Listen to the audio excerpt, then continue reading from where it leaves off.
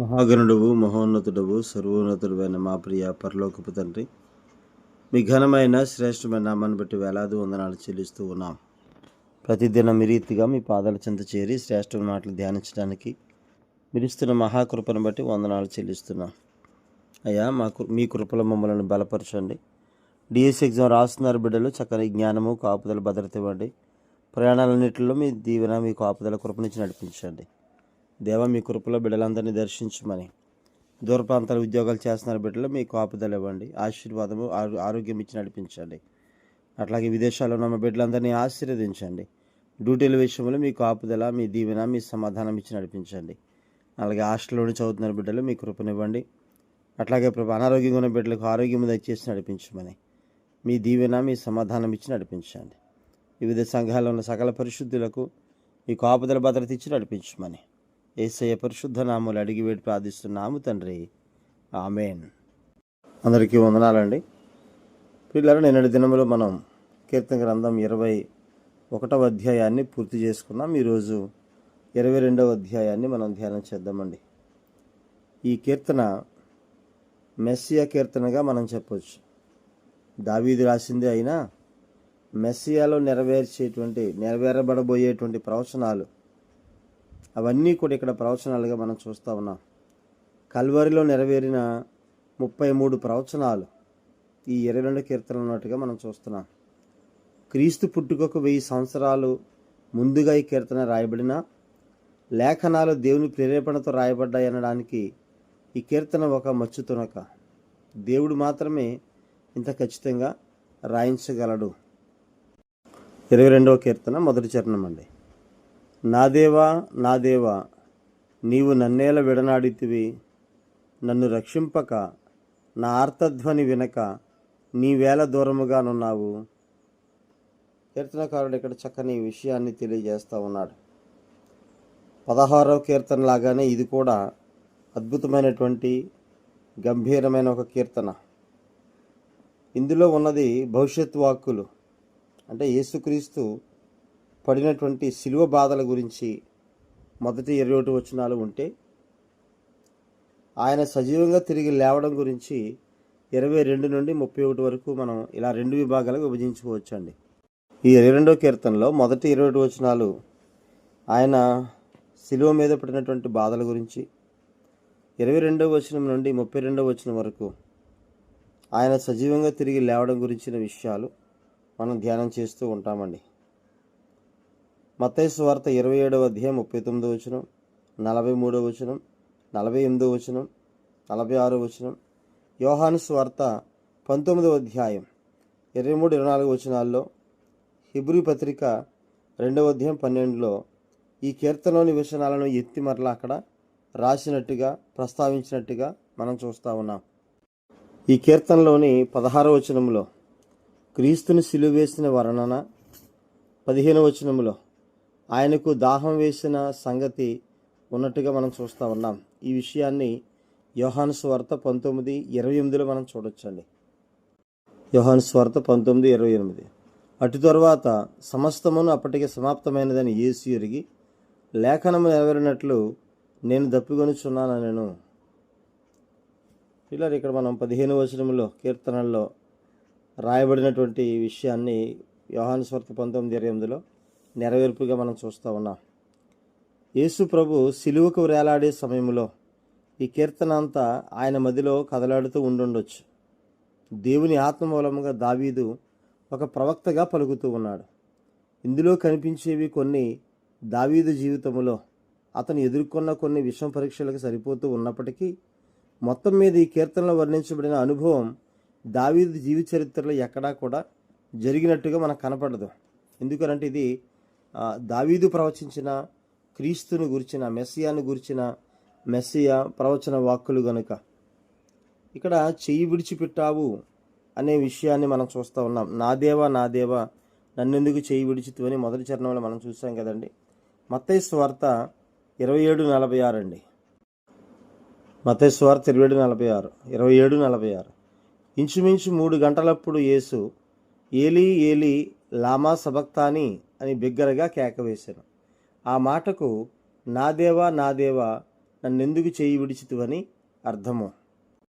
నా దేవా నన్నెందుకు చేయి విడిచితివి అని ఆయన బాధలో ఆ మాట పలుకుతున్నట్టుగా మనం చూస్తూ ఉన్నాం. మన కోసం యేసుక్రీస్తు భరించిన బాధలన్నిటిలోకి ఇది అతి భయంకరమైనటువంటిది. ముళ్ళ కిరీటం కంటే, మేకుల కంటే, మనుషుల యొక్క అవహేళన, ద్వేషం కంటే ఇది ఎంతైనా బాధాకరం. దేవుడే చెయ్యి విడిచిపెడితే ఆ నరక బాధ చాలా భయంకరంగా ఉంటుందనే విషయాన్ని మనం చూడొచ్చు. తెస్సలోనికి 2వ పత్రిక 1వ అధ్యాయం 8-9 వచనాలండి. ఈ అనుభవాన్ని ఎదుర్కోక మునిపే యేసు ప్రభువుకు తెలుసు, పాపుల స్థానంలో శిక్ష పొందడం, లోకమంతటి పాపాన్ని మోయడం దుర్భరమని ఆయనకి తెలుసు. ఈ విషయాన్ని మనం యెషయా గ్రంథం 53వ అధ్యాయం 5-6 వచనాల్లో చూడొచ్చండి. యోహాను సువార్త 1:29లో, కొరింథీ 2వ పత్రిక 5:21లో, పేతురు మొదటి పత్రిక 3:18లో, వీటన్నిటిలో కూడా యేసుక్రీస్తు పొందుతున్నటువంటి శిక్ష విషయంలో ఆయన ఎంత బాధ అనుభవించాలో విషయాన్ని అక్కడ తెలియజేస్తున్నట్టుగా మనం చూస్తూ ఉన్నాం. ఒకసారి యెషయా గ్రంథం 53వ అధ్యాయం 5-6 వచనాలు చూద్దామండి. యెషయా గ్రంథం 53వ అధ్యాయం 5-6 వచనాలు. మన అతిక్రమ క్రియలను బట్టి అతడు గాయపరచబడెను, మన దోషములను బట్టి నలుగొట్టబడెను, మన సమాధానార్థమైన శిక్ష అతని మీద పడెను, అతడు పొందిన దెబ్బల చేత మనకు స్వస్థత కలుగుచున్నది. మనమందరము గొర్రెల వలె త్రోవ తప్పిపోతిమి, మనలో ప్రతివాడును తనకిష్టమైన త్రోవకు తొలిగెను, యెహోవా మన అందరి దోషమును అతని మీద మోపెను. ఇలా యోహాను సువార్తలో, కొరింథీ 2వ పత్రిక 5:21లో, పేతురు మొదటి పత్రిక 3:18లో కూడా ఈ విషయాలు మనం చూస్తామండి. అయితే దేవుడు తనను విడిచిపెట్టడం అనేటువంటి అతి దారుణమైన ఒంటరితనాన్ని, ఆధ్యాత్మిక దీనదశని ఎట్లా ఉంటుందో ఆయనకు ముందుగా తెలిసి ఉండటం అనేది అసాధ్యంగా. ఎందుకంటే దాన్ని తెలుసుకోవాలంటే అనుభవించి చూడాల్సిందే. ఇది అనుభవంలోకి వచ్చినప్పుడు మూలుగులు, దుర్భరమైన గాయం, వేదనతో తలడిల్లే హృదయములో నుంచి ఎందుకు అనే ప్రశ్న వెలువడ్డాయి. నా దేవా నన్ను ఎందుకు చెయ్యి విడిచితివి అని. అయితే మనం గుర్తుంచుకోవాల్సిన విషయం, ఈ బాధలన్నింటికి పాత్రలం మనం పొందాలి, సిలువ మనం ఎక్కాలి, ఆయన కాదు. పేతురు మొదటి పత్రిక 3:18 అండి. పేతురు మొదటి పత్రిక 3:18. ఏలయనగా మనలను దేవుని యొద్దకు తెచ్చుటకు అనీతిమంతుల కొరకు నీతిమంతుడైన క్రీస్తు శరీర విషయంలో చంపబడి, ఆత్మ విషయంలో బ్రతికింపబడి, పాపముల విషయంలో ఒక్కసారే శ్రమపడెను. కాబట్టి మనల్ని రక్షించడం కోసం ఆయన పాపి అయ్యాడు, మనల్ని విడిపించడం కోసం ఆయన బంధించబడ్డాడు, మనం విడుదల స్వస్థత పొందడం కోసం ఆయన దెబ్బలు తిన్నాడు. కాబట్టి యేసుక్రీస్తు వారి మీద మనందరి పాపాలు తండ్రిని మోపినట్టుగా మనం చూస్తూ ఉన్నాం. ఎందుకు చేయి విడిచాడు ఆయన?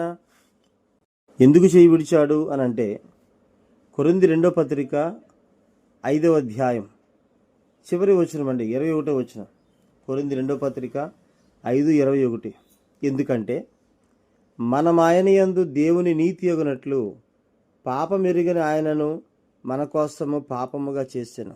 తండ్రి చేసిన పని, మన పాపభారమంతా కూడా ఆయన మీద మోపి మనం నీతిమంతులం అవ్వాలి, మనం దేవుని నీతి అవ్వాలని ఏ పాపము ఎరుగని ఆయన మీద మన పాపభారమంతా మోపాడు. ఎప్పుడైతే పాపభారం ఆయన మీద మోపడిందో ఆయన పాపముగా అయిపోయాడు. ఎప్పుడైతే పాపముగా అయిపోయాడో తండ్రి అది చూడలేక, దాన్ని చూసి ఆయన తట్టుకోలేక, ఆయన చెయ్యి కుమారునికి అందించలేక చెయ్యి విడిచినట్టుగా మనం చూస్తూ ఉన్నాం. ఆ చెయ్యి విడిచినప్పుడే ఎంత భయంకరమైన దృశ్యాలు జరిగాయో కూడా మనం చూస్తామండి. మత్తయి సువార్త 27వ అధ్యాయంలో 45 నుంచి ఆ మాటలు చూడొచ్చండి. ఎప్పుడైతే ఆయన ఆ మాట పలుకుతున్నారో, మాట పలికే ముందు మధ్యాహ్నం మొదలుకొని 3 గంటల దాకా, 3 గంటల వరకు దేశమంతా చీకటి కమ్మింది.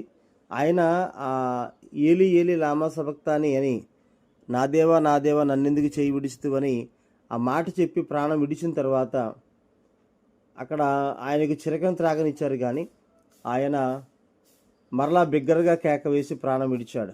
జరిగిన సంఘటన చూడండి.